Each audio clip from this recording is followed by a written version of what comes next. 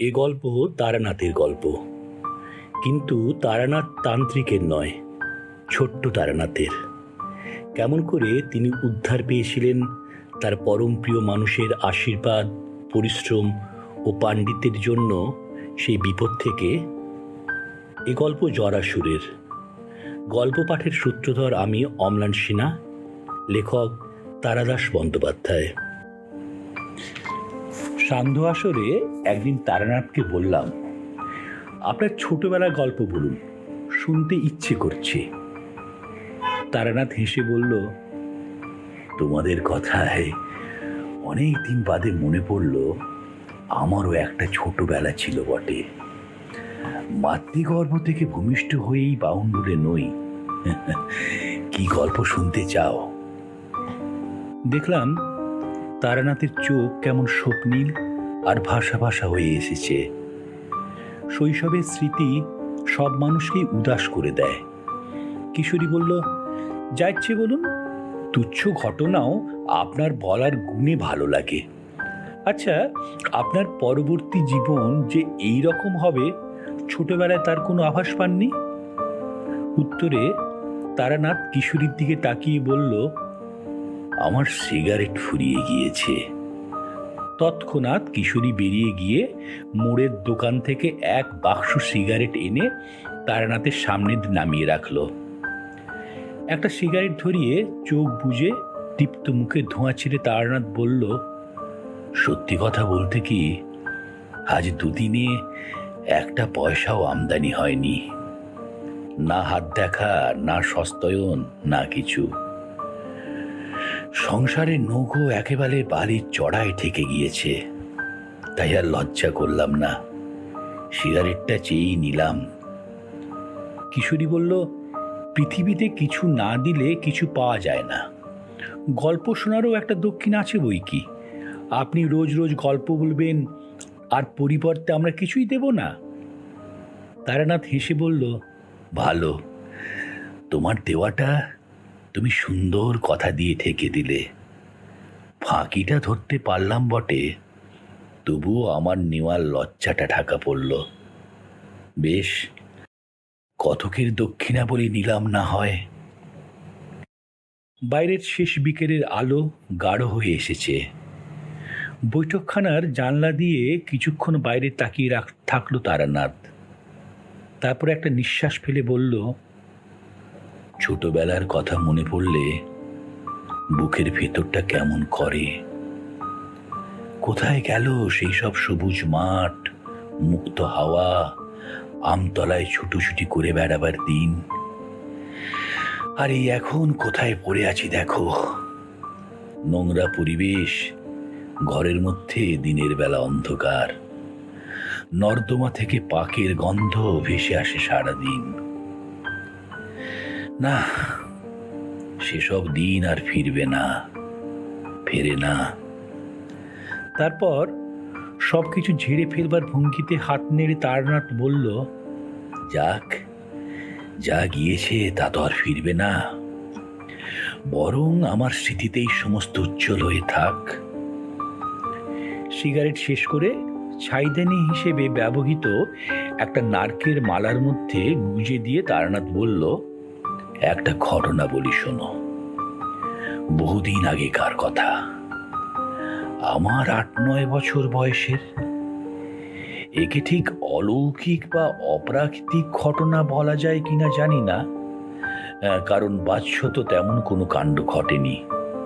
তবে শ্রেণী বিভাগ না করতে পারলেও গল্পটা তোমাদের ভালোই লাগবে। তোমরা তো জানো আমি গ্রামের ছেলে। বিরাট ধনী না হলেও আমাদের অবস্থা নিতান্ত খারাপ ছিল না। ঠাকুরদার তো ছোটখাটো একটা তালুকি ছিল। আমি সংসারী না হওয়ায় আমার 2 ভাই বাবার মৃত্যুর পর সব নষ্ট করে ফেলে। আমার ঠাকুরদা ছিলেন ভয়ানক রাশভারী মানুষ। সমস্ত বৈষয়িক ব্যাপার তিনিই দেখতেন।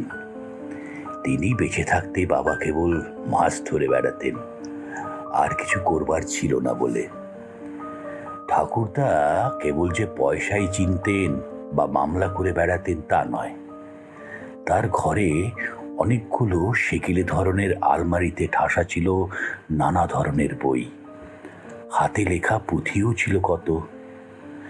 তখন বুঝবার বয়স হয়নি, এখন আন্দাজ করতে পারি কি অমূল্য সম্পদ ছিল সেই সব বই। কিন্তু সে সমস্তই আমার ভাইয়েরা নষ্ট করেছে। কে কোথা দিয়ে নিয়ে গিয়েছে তার বলা সম্ভব নয়। রোজ রাত্রিরে ঠাকুরদা লণ্ঠনের আলোয় বসে পড়াশোনা করতেন। কথা বলতেন কম, কিন্তু যখন বলতেন বোঝা যেত যে বিষয়ে বলছেন তাতে তার গভীর জ্ঞান রয়েছে। নিদারুণ ব্যক্তিত্ব ছিল। কারো সঙ্গে মতবিরোধ হলে তিনি ঝগড়াও করতেন না, যুক্তিও দেখাতেন না। কেবল মুখ থেকে ফর্সির নলটা নামিয়ে তার দিকে ঠান্ডা চোখে তাকিয়ে থাকতেন, তাতেই কাজ হতো। আমি ছিলাম সবার আদরের ছেলে। কাকারা তখনও বিয়ে করেননি, আমার ভাইয়েরাও জন্মায়নি। কোনো কিছু ভাগ করে নেবার অভ্যেস হয়নি তখনও। এই সময় আমাকে নিয়ে বাড়ির সবাই খুব বিব্রত হয়ে পড়ল। বললাম, কেন? তারানাথ বলল, সেইটাই গল্প, মনোযোগ দিয়ে শোনো। 8 বছর বয়স থেকে আমার হঠাৎ এক অদ্ভুত জ্বর আরম্ভ হলো। খেলাধুলো করে এসে রাত্রিরে ঠাকুরমার পাশে শুয়ে রূপকথা শুনছি। হঠাৎ ঠাকুরমা বললেন, দেখি তোর গা যেন গরম গরম লাগছে। হাতের উল্টো দিক দিয়ে কপাল আর গলা দেখে বললেন, হ্যাঁ, তোর বেশ জ্বর হয়েছে। কি করে হলো? চুরি করে আচার খেয়েছিলি? বললাম, না তো। তাহলে জ্বর হলো কেন? যাগ্গে, আজ রাত্রিরে তোর ভাত খেয়ে কাজ নেই। দুধ সাবু করে দিচ্ছি, খেয়ে শুয়ে থাক। কাল দুপুরে রুটি খাবি। শরীর একটু টেনে গেলে জ্বর কমে যাবে এখন। তাই করা হলো। কিন্তু পর 3 দিন রোগীর পথ্য করার ফলেও জ্বর কমল না। তখনকার যুগে লোকে কথায় কথায় ডাক্তার দেখাতো না, আর গ্রামে গঞ্জে অত ডাক্তারই বা কোথায়। বাবা কেবল একবার বললেন, ছেলেটা বড় দুষ্টু হয়েছে, টোটো করে ঘুরে অসুখটা বাঁধালো। ওকে একটু শিউলি পাতার রস খাইয়ে দিও তো। মোটের ওপর কেউ আমার অসুখটাকে বিশেষ আমল দিল না, দেবার কথাও নয়। জ্বর জারি বাচ্চাদের হয়েই থাকে, আবার সেরেও যায়। কিন্তু 10 দশক বাদেও যখন আমার জ্বর কমল না, তখন সবার টনক নড়ল। ঠাকুরদার কানে সহসা সংসারের কোনো খবর পৌঁছয় না। নিজের ঘরে বইপত্র আর দলিল দস্তাবেজ নিয়ে মত্ত থাকেন। আমার জ্বরের 10ম দিনে ঠাকুরদা এসে খাটের পাশে দাঁড়িয়ে হাত দিয়ে গায়ে উত্তাপ দেখলেন। ঠাকুমা লম্বা ঘোমটা দিয়ে পাশে দাঁড়িয়েছিলেন। তাকে বললেন, আগে আমাকে খবর দাওনি কেন? তারপর বাবার দিকে ফিরে বললেন, কাল সকালে উঠে মহকুমা শহর থেকে জীবন ডাক্তারকে ডেকে আনবে। বাবা ক্ষীণ স্বরে বললেন, আগে জীবন ডাক্তার? হ্যাঁ, ঘোড়ার গাড়ি করে নিয়ে আসবে। আরো আগে আনা উচিত ছিল। টাইফয়েড দাঁড়ালে কি হবে ভেবে দেখেছ? বাবার মুখ শুকিয়ে গেল। তখন টাইফয়েড একটা কালান্তক রোগ বলে গণ্য হতো। ব্যাকটেরিওফাজ আবিষ্কার হয়নি, শুধু জল চিকিৎসা হতো। বাবা পরের দিনই দুপুরের মধ্যে শহর থেকে বড় ডাক্তার নিয়ে এলেন। ডাক্তারবাবু বুকে নল বসিয়ে, পেট টিপে, জিভ দেখে এবং মার ঠাকুমাকে অনেক প্রশ্ন করে তারপর বললেন, টাইফয়েড বলে মনে হচ্ছে না। বাবা জিজ্ঞেস করলেন, ম্যালেরিয়া?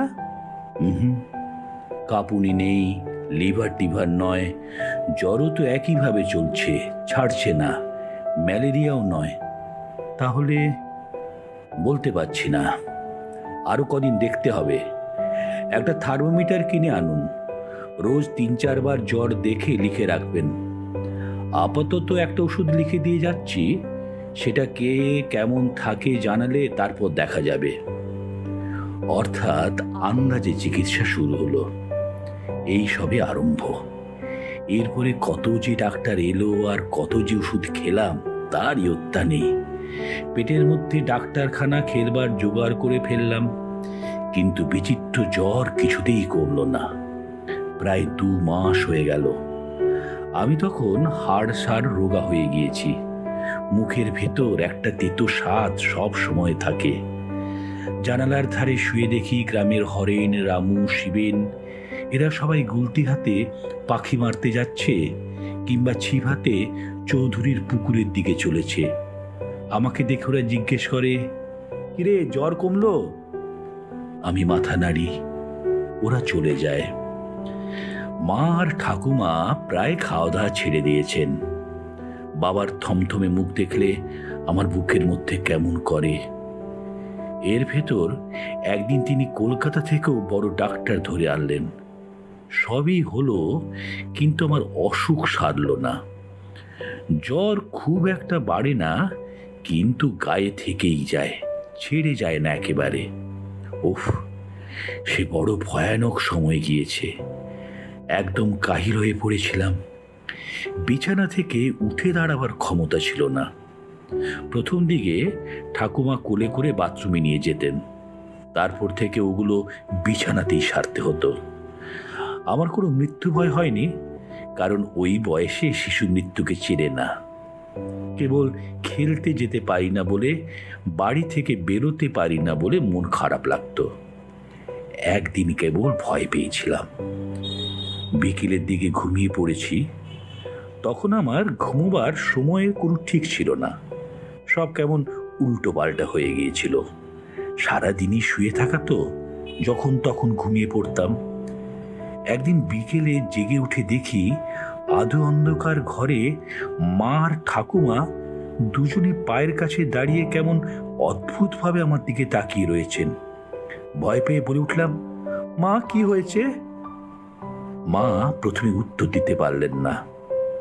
এখন বুঝতে পারি কান্নায় তার গলা বুজে গিয়েছিল। উত্তর না পেয়ে চেঁচিয়ে উঠলাম, কি হয়েছে?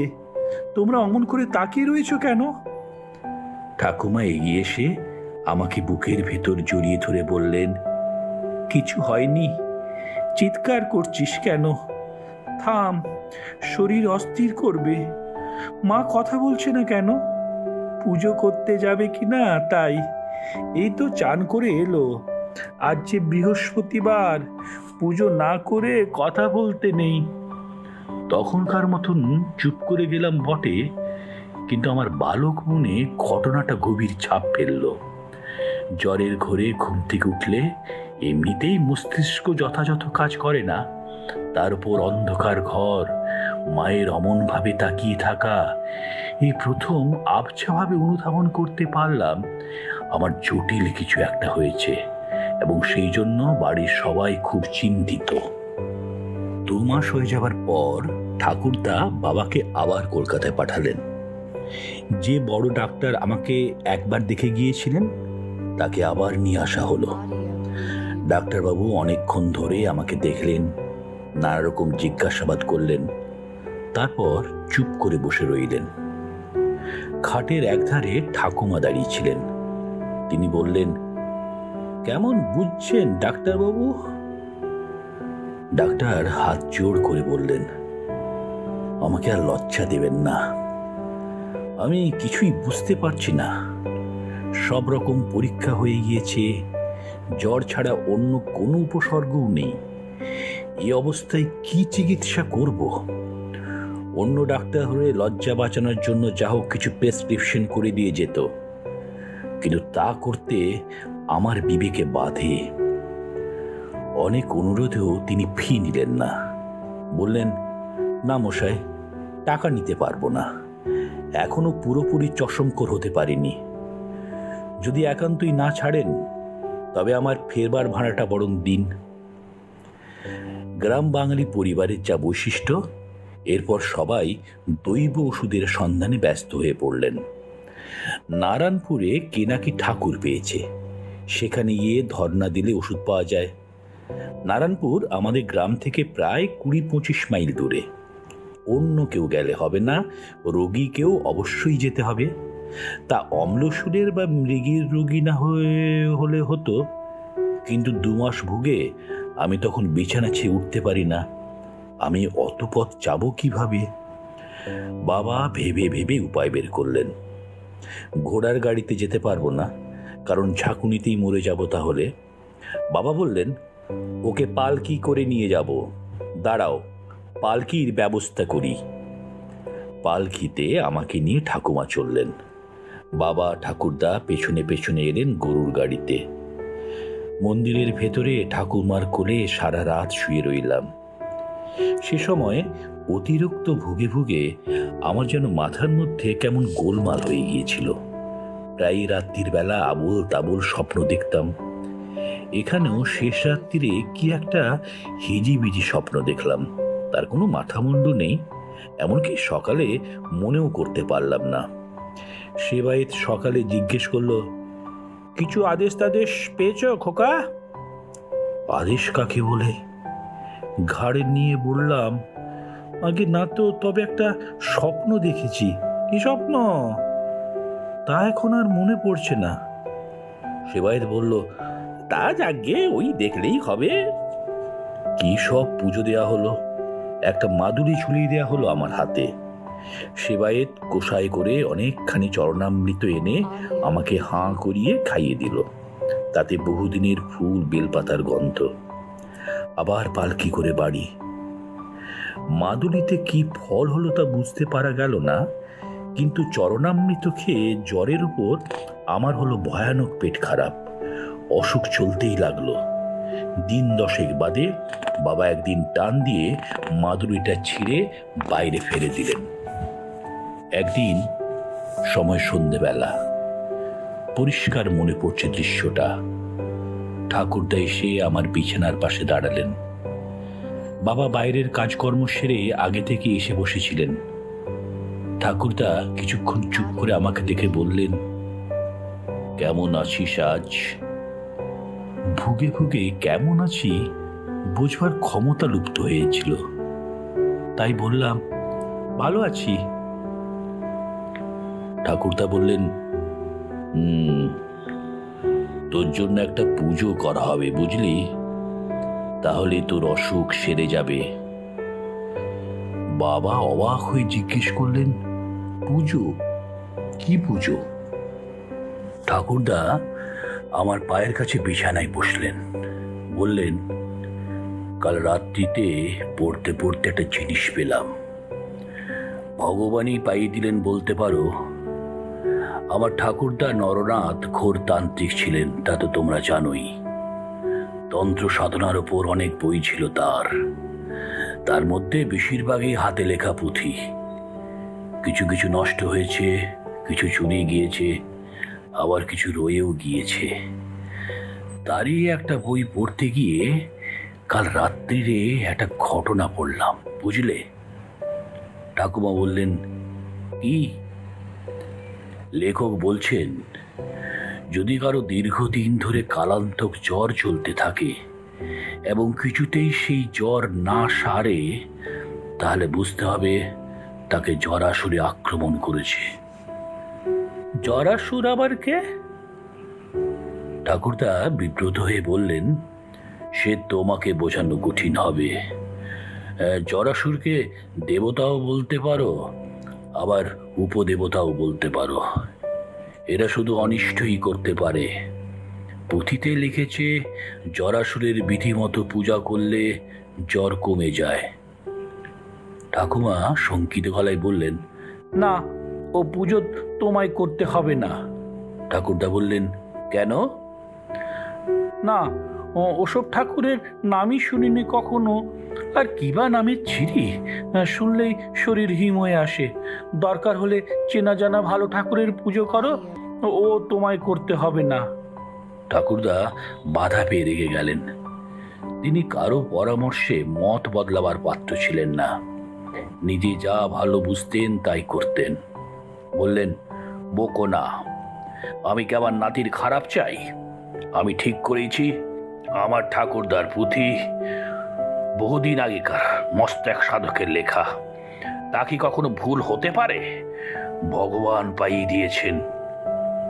তাই পুজো করবে কি করে? মন্ত্র তন্ত্র পাবে কোথায়?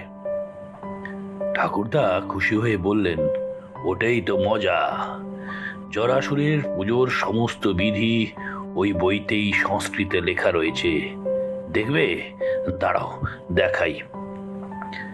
একটু বাদেই ঠাকুরদা তার পুঁথি নিয়ে ফিরে এলেন। পুরনো দিনের হাতের তৈরি কাগজের পুঁথি, তাতে মোটা মোটা খাগের কলমের কালো কালিতে লেখা অক্ষর। বলা বাহুল্য, মা বা ঠাকুমা কেউই বিন্দু বিসর্গ বুঝলেন না, কিন্তু ঠাকুরদা মহা উৎসাহে গড় গড় করে দুর্বোধ্য সংস্কৃত পড়ে গেলেন অনেকখানি।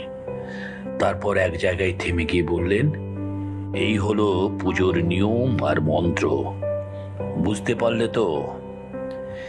দেবভাষার মোহ বড় সাংঘাতিক। ঠাকুমা মাথা হেলিয়ে সম্মতি জানালেন।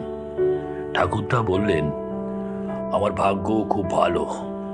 ঠিক এর পরেই পুঁথির এই পাতাটা কিছুটা পুড়িয়ে গিয়েছে। এই দেখো।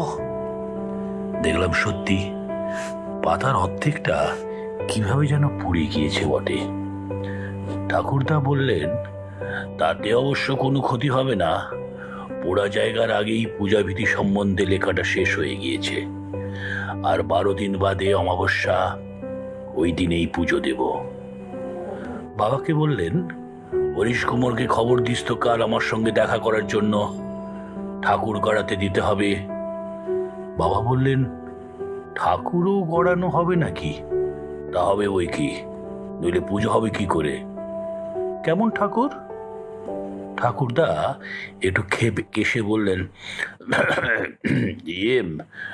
পুঁথিতে যা বর্ণনা রয়েছে তাতে দেখা যাচ্ছে জরাসুরের চেহারা মানে খুব একটা সুন্দর নয় আর কি। তা সে আর কি করা যাবে। পরের দিন হরিশ কুমোর এসে হাজির হলো। ঠাকুরদা আত্মভূমিকা না করে তাকে বললেন, তোমাকে একটা নতুন ধরনের মূর্তি বানিয়ে দিতে হবে পুজোর জন্য, পারবে তো? আগে কিসের মূর্তি? জরাসুরের। জরাসুর সে কি জিনিস? ঠাকুরদা তাকে ব্যাপারটা আদ্যপান্ত বুঝিয়ে দিলেন। সময় নেই মোটে, 11 দিনের মধ্যে শেষ করতে হবে, 12 দিন পরে পুজো। কর্তামশাই, মূর্তিটা দেখতে কেমন হবে? ঠাকুরদা একটু ইতস্তত করে বললেন, 3টে মাথা হবে, বুঝলে, 6টা পা, 6টা হাত, পেছনে একটা মোটা ল্যাজও থাকবে। আগে ল্যাজ? হ্যাঁ, ল্যাজে আর গায়ে বড় বড় কাটা, গায়ের রং ঘোর কালো, 3টে লাল রঙের বড় বড় চোখ হবে, তার ভেতর একটা চোখ থাকবে কপালে। লাল জিভ বের করে দাঁড়িয়ে আছেন জরাসুর। কি, পারবে তো? একটা নিঃশ্বাস ফেলে হরিশ বলল, আগে পারবো, তবে কথা হচ্ছে কি, এ পুজো কি না করলে হতো না? কেমন কেমন ঠেকছে যেন। আরে রাখো তো, তুমিও তো দেখি মেয়েদের মতো আরম্ভ করলে। যে রোগের যে ওষুধ, বুঝলে না? যাও কাজ করোগে। জরাসুরের পুজো নাকি বসত বাড়ির ভেতর করতে নেই, তাই আমাদের বাড়ির বাইরে যে বড় মাঠের মতো জমি পড়েছিল সেইখানে শামিয়ানা খাটিয়ে জরাসুরের মূর্তি বানানো আরম্ভ করে দিল হরিশ কুমোর। ইতিমধ্যে গ্রামে এবং গ্রামের বাইরে রটে গিয়েছে ঠাকুরদা নাতির অসুখের জন্য কি একটা বিকট মূর্তি বানিয়ে পুজো করছেন। রোজ সকাল থেকে শামিয়ানার তলায় ব্যাপারটা চাক্ষুষ দেখবার জন্য ভিড় লেগে থাকতো। হরিশ কুমার ওস্তাদ লোক, এখন বুঝি মানুষটা খাঁটি শিল্পী ছিল। কেবলমাত্র বর্ণনা শুনে অভূতপূর্ব কিছু সৃষ্টি করা চারটিখানি কথা নয়। সুন্দরকে যে সৃষ্টি করে সে যেমন বড় শিল্পী, আবার ভয়ানক বিভৎস রসকে যে সৃষ্টি করতে পারে সেও বড় শিল্পী বই কি। হরিশ মাথা ঘামিয়ে এমন এক বিকট মূর্তি তৈরি করলো, যা দেখে পুজোর দিন আমার হৃদকম্প উপস্থিত হয়েছিল। এদিকে সব আয়োজন মোটামুটি হয়ে গেল, শুধু পুরো ঠিক করা বাকি। ঠাকুরদা নিজেই পুজো করবেন ঠিক করেছেন, কিন্তু এবার ঠাকুরমা সমর্থি ধরে ঝাঁঝালো গলায় জানিয়ে দিলেন যে ঠাকুরদা বিপত্নিক হবার পর যা খুশি তাই করতে পারেন, তার আগে নয়। ঠাকুরদা সামান্য হলেও ঠাকুরমাকে খুব ভয় করতেন, ফলে তিনি গ্রামের 3-4 পুরুত বামুনের থেকে বেছে বেছে সবচেয়ে দরিদ্র রামজীবন চক্রবর্তীকে পাকড়াও করলেন। তখন জরাসুরের মূর্তি প্রায় তৈরি হয়ে এসেছে। সে বেচারি ঠাকুরের চেহারা দিকে ঘাবড়ে গিয়ে বলল, আগে এ আমার সাধ্যে কুলোবে না। ঠাকুরদা কার্যোদ্ধারের নানা রকম বাস্তব উপায় জানতেন, তার মধ্যে সবচেয়ে ফলদায়ী উপায়টি প্রয়োগ করলেন। ঠান্ডা গলায় বললেন, ও তোমার অসুবিধে হবে বলছো, থাক তাহলে। জোর করে কাউকে দিয়ে কোনো কাজ করানো উচিত নয়, বিশেষত পুজো আচ্ছা। হ্যাঁ, সাঁতরাগাছি থেকেই তাহলে পুরো আনতে হবে দেখছি। আসলে অনেকগুলো কাপড়, থালা বাসন, ফল ফলাদি, এছাড়া 1 মুঠো দক্ষিণা টাকা, এসব বাইরে গ্রাম থেকে এসে কেউ দিয়ে যাবে, এটা চাই না বলেই তোমাকে বলছিলাম। বরং দক্ষিণা কিছু বেশি লাগলেও গ্রামের পুত করলেই ভালো হতো। তা তোমার যখন অসুবিধে। রামজীবনের 2 বয়স্কা মেয়ে তখনও অবিবাহিত, একমাত্র ছেলে পড়াশোনা এবং পৈতৃক ব্যবসা ছেড়ে গ্রামে গ্রামে শখে যাত্রা করে বেড়ায়। কাজেই রামজীবন ইতস্তত করে বললেন, আগে না অসুবিধে আর কি, তবে নিয়ম কানুন জানি নে, তাই। আর এই পুজো তো বড় একটা হয় না। নিয়ম আমি তোমাকে বলে দেব। 3 দিন ঠাকুরদা পুঁথি নিয়ে বসে সকাল সন্ধে রামজীবনকে জরাসুরের পুজোর বিধি বোঝালেন। শেষ দিন বললেন, এবার একটা দরকারি কথা বলি শোনো, এ ঠাকুরের মূর্তি কিন্তু বিসর্জন হবে না।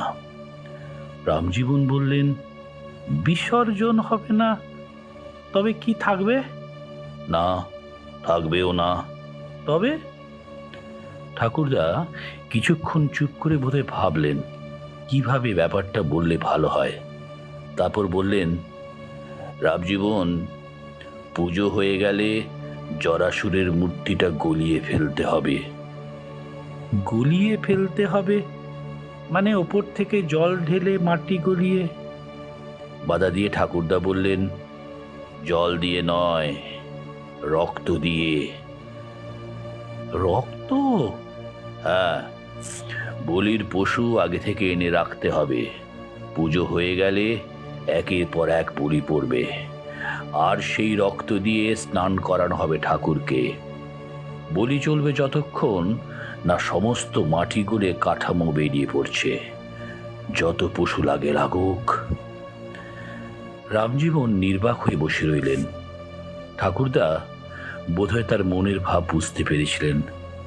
হাত দুটো জড়িয়ে ধরে বললেন, রামজীবন, আপত্তি করো না ভাই, আর তোমাকে টাকার লোভ দেখাবো না। আমার নাতির অসুখ, তার কথা ভাবো।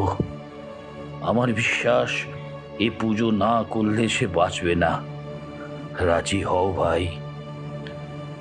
মাথা নিচু করে রামজীবন বললেন, ভয় পাবেন না, কথা যখন একবার দিয়েছি কোনো কারণেই আর ফেরত নেব না। আপনার নাতিকে আমি আশীর্বাদ করছি। এইভাবে অমাবস্যা এলো। ভোর থেকে বাইরে পুজোর জায়গার জোড়া ঢাক বাজছে। আগের রাত থেকে বাড়ির কেউ আর ঘুমোয়নি। মা এবং ঠাকুমা সারা রাত জেগে পুজোর সাজ করে দিয়েছেন। সাধারণত সে সময়ে কারো বাড়ি কোনো কাজ উপস্থিত হলে পাড়ার সবাই সাহায্য করতে আসতো, কিন্তু জরাসুরের মূর্তি দেখে কারো সে সদিচ্ছা জাগেনি। তবে আগে না এলেও পুজোর দিন সকাল থেকে আশেপাশের 4-5খানা গ্রাম থেকে লোকজন এসে ভিড় করল। তাদের মধ্যে মূর্তির সামনে কুশাসনের ওপর স্নান করে গরদের কাপড়ে পরে বসে আছেন রামজীবন চক্রবর্তী।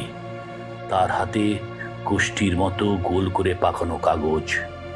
তাতে তিনি ঠাকুরদার পুঁথি থেকে পুজোর মন্ত্র নকল করে নিয়েছেন। বেলা 9টা নাগাদ ঠাকুরদা আমার বিছানার পাশে এসে কপালে হাত দিয়ে জ্বর দেখলেন। তারপর নরম গলায় জিজ্ঞেস করলেন, খুব কি কষ্ট হচ্ছে দাদু? বললাম, হ্যাঁ। আমার মাথায় হাত বুলিয়ে দিয়ে ঠাকুরদা বললেন, আর ভয় নেই, এইবার সেরে যাবে। নে ওঠ দেখি, আমার সঙ্গে চল। ঠাকুমা বললেন, না না, ওকে কোথায় নিয়ে যাচ্ছ? ও এখানেই থাক। ঠাকুরদা মৃদু গলায় বললেন, কিন্তু পুজোর জায়গায় ওকে থাকতে হবে যে। না, ও যাবে না। ঠাকুরদা আমার মায়ের দিকে ফিরে বললেন, বৌমা, ওকে বোঝাও তো, বলো যে আমার নাতিকে আমি কারো চেয়ে কম ভালোবাসি না। মা চুপ করে রইলেন। আমি বিছানা থেকে কোনো মতে উঠে দাঁড়িয়ে বললাম, চলো, আমি তোমার সঙ্গে যাব।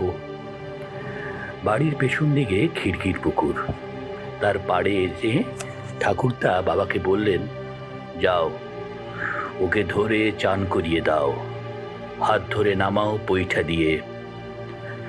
পরিবারে সবাই আপত্তি করার ভাষা হারিয়ে ফেলেছিলেন। আমার গায়ে তখন কম করে 103 জ্বর। বাবা বিনা বাক্য ব্যয়ে আমাকে পুকুরে ডুব দিয়ে আনলেন। ঠাকুরদার হাতে গামছা আর নতুন কাপড় ছিল। সেই কাপড় পরে পুজোর জায়গায় গেলাম। সব লোক যেন কেমনভাবে আমার দিকে তাকিয়ে রয়েছে। ঠাকুরের মূর্তির সামনে বসে উপর দিকে তাকালাম। এই প্রথম জরাসুরের মূর্তির সঙ্গে চোখাচোখি হলো। উফ, কি ভয়ানক মূর্তি না বানিয়েছে হরিশ কুমোর। ঘোর কৃষ্ণবর্ণ শরীরে বড় বড় 3টে ভাটার মতো লাল চোখ, গায়ে পেরেকের মতো খোঁচা খোঁচা কাটা, 3টে মাথা, 6টা পা। পৃথিবীর সব কুষ্ঠিতাকে একত্র করে এক ভয়াবহ দুঃস্বপ্নের জন্ম দিয়েছে এর স্রষ্টা। বাবা ঠাকুরদা আগেই স্নান করে নিয়েছিলেন। তারা দুজনে আমার দুপাশে বসলেন। পুজো শুরু হলো। চারিদিকে বেদম ঢাকের আওয়াজ, ধুনোর ধোঁয়ায় চারিদিক অন্ধকার। রামজীবন চক্রবর্তী দীপ্তস্বরে মন্ত্রপাঠ করে চলেছেন। আমি দুর্বল শরীরে কোনো মতে আসনে বসে আছি মাত্র। ঠাকুরদা এক হাতে আমাকে জড়িয়ে ধরে রয়েছেন। ঘণ্টাখানেক বাদে পুজো শেষ হলো। রামজীবন হেঁকে বললেন, সরে যাও সব, এবার বলি। ঠাকুরদা কত করেছিলেন আমার জন্যে। অত বড় মূর্তি গলাতে কত ছাগল বলি দিতে হবে তার ঠিক কি? কাজে নিখুঁত থেকে বহু ছাগল জোগাড় করে রাখা ছিল।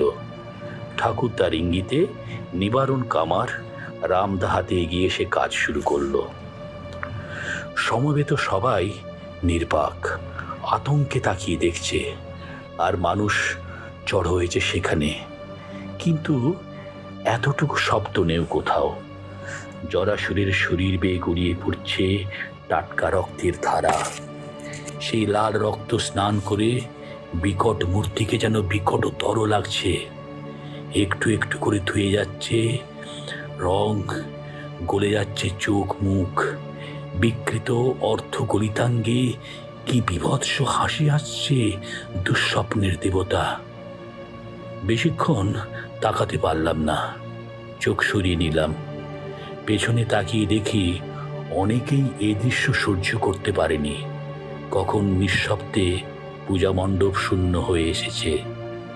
সেই শূন্যতার মধ্যে কেবল একটু বাদে বাদে উঠছে নামছে নিবারণ কামারের রামদা। তারও চোখ জরাসুরের মতো লাল হয়ে উঠেছে, সর্বাঙ্গ চকচকে ঘাম। একসময় চারিদিকে রঙিন থকথকে কাদার মধ্যে জরাসুরের মূর্তির অবয়বহীন কাঠামোটা দাঁড়িয়ে রইল কেবল, আর সব নিশ্চিহ্ন হয়ে গিয়েছে।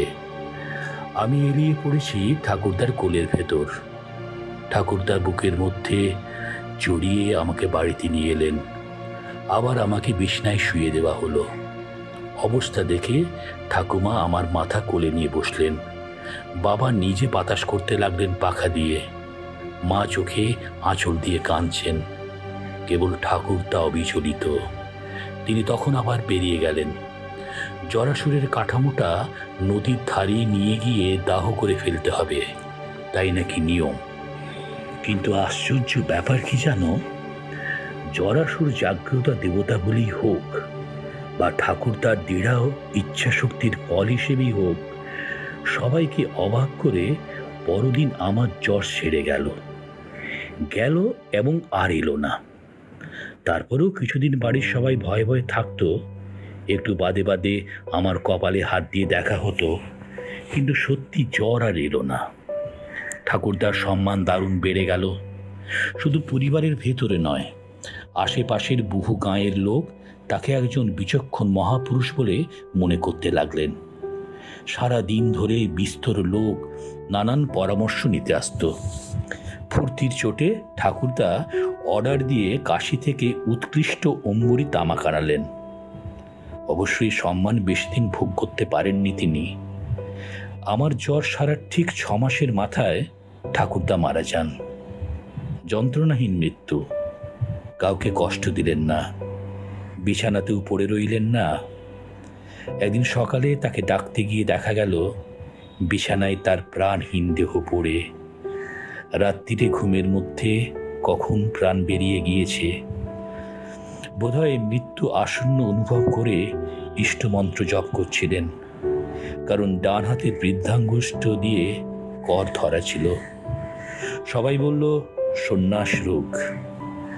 এইভাবেই ঠাকুরদা চলে গেলেন। ঘটনাটা এখানেই শেষ হতে পারত, কিন্তু হলো না। বিধাতা পুরুষ বড় রসিক। আমি জানতাম না যে এই ঘটনার একটা বৃহত্তর উপসংহার রয়েছে। জানলাম প্রায় 25 বছর পরে। তখন আমার অনেক সাধু সঙ্গ করা হয়ে গিয়েছে, পাকা ভবঘুরে তান্ত্রিক তখন। একদিন ঘুরতে ঘুরতে এক গ্রামের প্রান্তে একজন সাধুর মঠে আশ্রয় নিয়েছি সন্ধ্যেবেলা। বেশ সৌম্যদর্শন সাধু, ভারী ভালো ব্যবহার করলেন আমার সঙ্গে।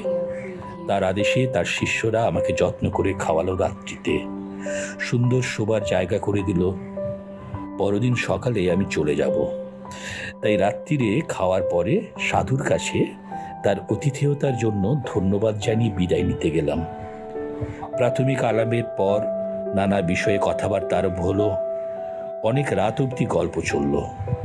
কথায় কথায় সাধুকে জরাসুরের পুজোর ব্যাপারটা বললাম।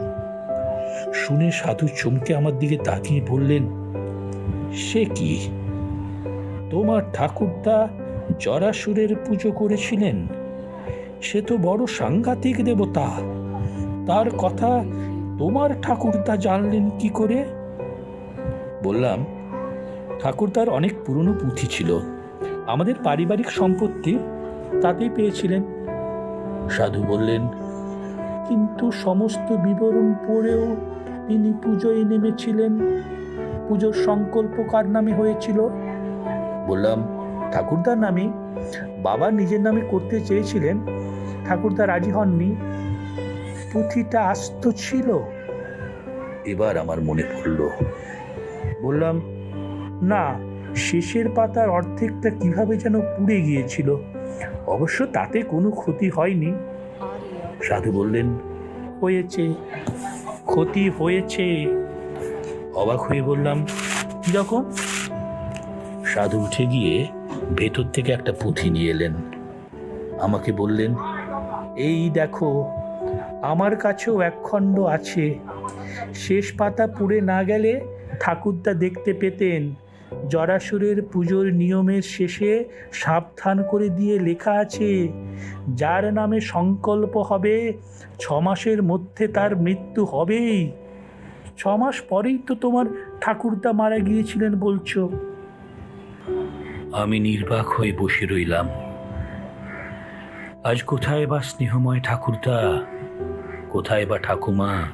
মা, বাবা সব স্বপ্নের মতো মিলিয়ে গিয়েছে।